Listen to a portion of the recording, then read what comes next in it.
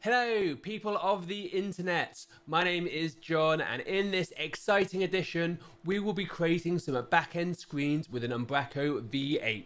Yes, in this video, I'll be showing you how to create two different types of screens. We'll be creating a dashboard, and we'll also be creating something called a content app. So if you want to customize your Umbraco backend experience, this video is for you. Give me 10 minutes and you will learn pretty much everything you need to do to check out your Umbraco backend. So, if this is the first time you've come across one of these videos, be an absolute legend, hit that subscribe button. I always need to say it every single video. Hit subscribe, do it now. Assuming you've done that, let's create some back-end screens. Oh yeah, also, if you're wondering why I'm wearing a stupid hat, I've been in lockdown for 4 months and I have not been near a hairdresser in all that time. So, this is for the hat hair. We are going to kick things off by creating a custom dashboard within Umbraco V8. Now, custom dashboards are useful because when content editors first log into the backend, they will be presented with a screen they can click on and you can show anything you want. Now, one of the things that we should point out is because we're creating custom screens, we're going to have to think about authorization and authentication. Now, remember within Umbraco, we have members and we also have CMS users. So what we want to do is prevent and lock down our views and our access to our dashboard by CMS users. Now, as you can see on the screen right in front of us, we have this backend controller. Now, if you see my video on how to create a vanilla MVC controller, everything here is going to look fairly simple. The only thing that we haven't seen before is this Umbraco authorized controller. And this bad boy is the thing which is going to lock our views down. So this means that only CMS users can actually view our views, which is exactly what we want. Now, whenever we try and see a view without being logged in, we're going to get this error. Whoa, where are we going? There we go. So yeah, 401, you must be logged in to view this resource. So we know that when we're creating these views, they're super secure. No one else in the whole of the world is going to be able to see it. Ideal. So what happens when we log in? As you can see here, I can log in using my username and my password. After logging in, going back to our screen, clicking on refresh, boom.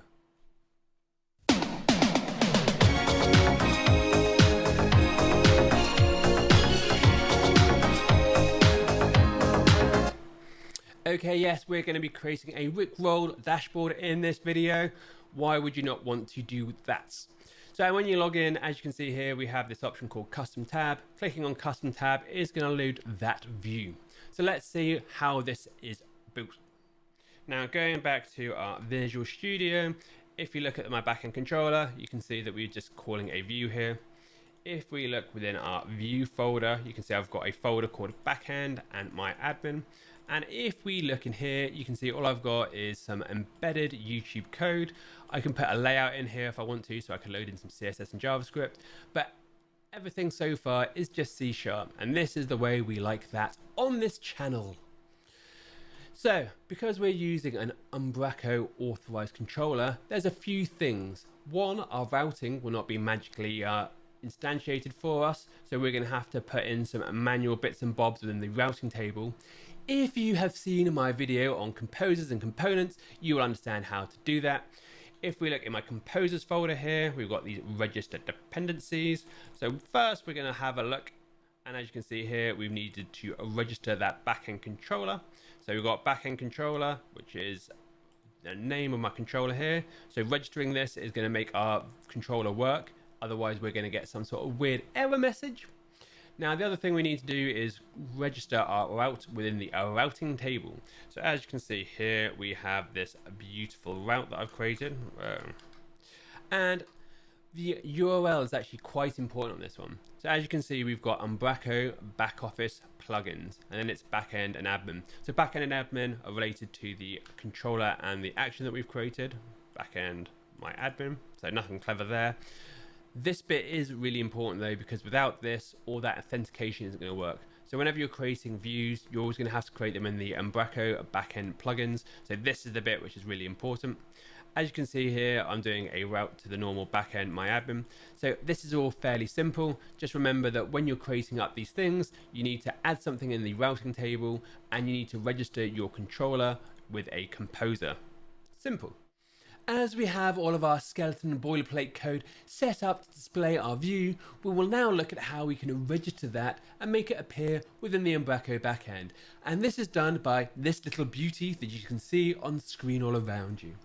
So as you can see, we have a class I've created. Name of the class doesn't make a difference. I've called it registered dashboard. You can call it anything that you want. The important thing is that you implement from iDashboard. So when you go from iDashboard, you'll be able to implement these certain properties. So sections, access rules, alias, and view. I'm hoping you can guess what most of them done. So if we look in sections and we go back to our website, you'll see that in here we have content. And then as you can see, we've got our plugin right here, which is called Rickroll Me. And this basically relates to our views. So going back, what you'll notice is that we have sections, which is in content, which is why it's appearing there. And as you can see, the alias is Rickroll Me. So we'll look at how we can fix the alias. As you saw in that previous screenshot, it looked all nice. I'll show you how to fix that in a minute. And then as you can see here, the view is pointing to that view that I mentioned. So if we look within our route config again, remember this route here. This is registering and associating with this view here. And then the final thing we haven't talked about is access rules. I'm pretty sure you can guess what access rules is going to do. You can just copy and paste this. Now, if you're trying to frantically copy everything and paste and rewind with this video, do not worry about it. All this code is available from my sample site. It's available from my GitHub, johndjones.com, just called the Umbraco 8 sample site. You can download it. It's been bumped and pushed with all this code, so you can just go there and copy it. That's much easier. So as you can see, we now have our dashboard. This is the thing which is actually making our dashboard appear here. Easy. So how do we get rid of this annoying Rickroll Me with a little cross? What we'll do now is go back to our Solution Explorer. Now, as you can see in my website, hopefully if my big head and my big hat's not in the way, we've got app plugins, as my reader likes to call it. Now, we've created a folder here, which is called Rickroll Me. So this name here marries up with our alias, Rickroll Me, Rickroll Me. Again, it doesn't make a difference what it is. I'd keep it all one word. In here, create a folder called lang. And then in here, you create something called en-us-xml. Now in here, you can see that we've got this code. What we want to do is put in there we go, hopefully. There we go. So you want to put in this dashboard tabs.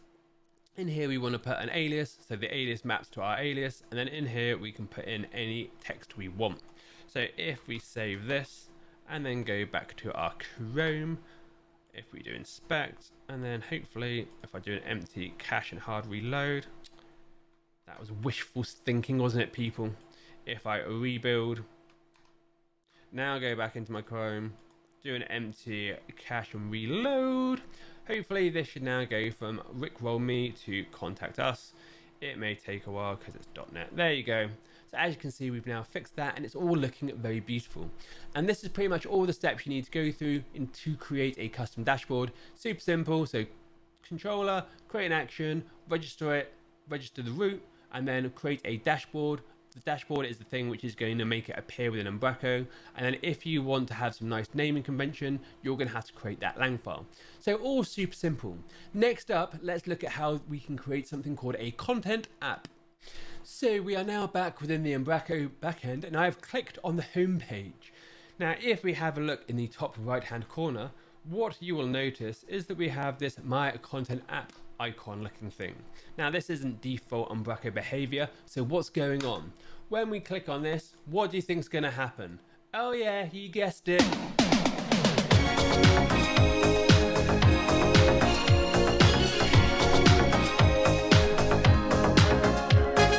So yes, we're going to create another custom screen and we're going to use Rickrolling again because I could not be bothered to find anything else on the YouTube, if I'm honest. And the good thing about a content app is that if we click on any page, as you can see, we have access to them. So content apps are on a per page basis. So where we created a dashboard before, which is just, you know, this big custom dashboard, which is going to be applicable to say multiple things. A content app is based on a per page level. So let's go back to the code and have a look at how this is created. So the first thing we're going to do is look at this My Content App. As you can see here, we're implementing from the ContentApp factory. When we implement from this interface, we're going to have to implement from get ContentApp 4. In here, we basically create this new content app. So it's very similar to creating a dashboard. We create an alias, we create a name. So this is the name which appears within the CMS. We define the icon. Umbraco comes with a number of icons. I can link to it in the tutorial below. So if you have a look there, there's loads of icons that you can use. It's just pick one. And then as you can see here, we're pointing to a view. In this instance, we're pointing to a view within app plugins, my content app .html. And then if we look within that location within our folder structure, you can see that I've got the my content app, which is the alias, and in here I've got this HTML file.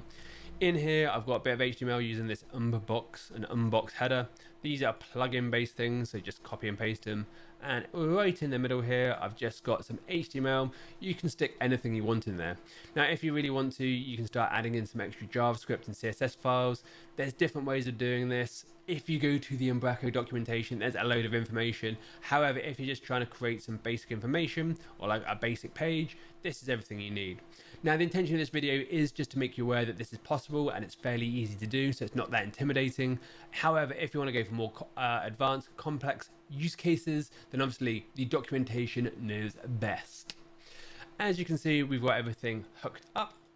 If we go back into my code and register dependencies, you'll see here that I'll also need to register my content app within the register dependency things. So again, this is just I use a composer. See the videos about composers and components if you don't get this bit.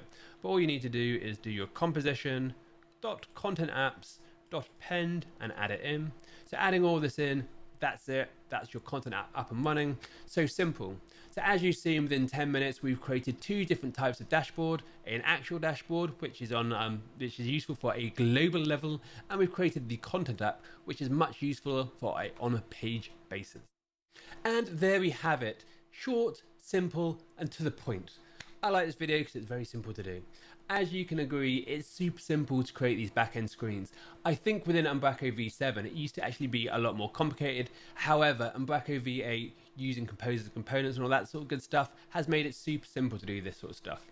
So what did you think of this video? I would be really interested to know what type of custom dashboards and content apps that you're creating, so please leave comments below. I'm always super keen to understand how people use these things, so please do that. Also, before I forget, if you are looking to learn more about the Umbraco CMS, and you should do because it's a great CMS, you should consider buying my book, Umbraco Secrets Exposed. It's all about Umbraco V8. In there, there's whole sections about how to create back-end components, content apps, recurring tasks, all that sort of good stuff. It's only about $9.99 or $14.99. I've forgotten how much it is now, but head over to LeanPub. The link is below. Click on it. I would very much appreciate it. It also helps me and helps this channel. Also, if you do like this content and you'd like to learn more about Umbraco, web development, or productivity, please hit that subscribe button. Get your mouse and do it now before you forget, because it's simple to leave this sort of stuff on YouTube. So click subscribe before you forget. I would appreciate it, and I'll consider you an absolute legend.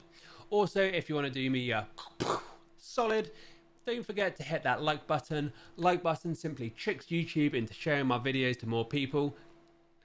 Anyway, I hope you found this beneficial. I'm recording this and it is Easter weekend, so I'm going to go off and eat some Easter eggs. Hope you have an amazing weekend or have an amazing time whenever you're watching this. Happy coding, people.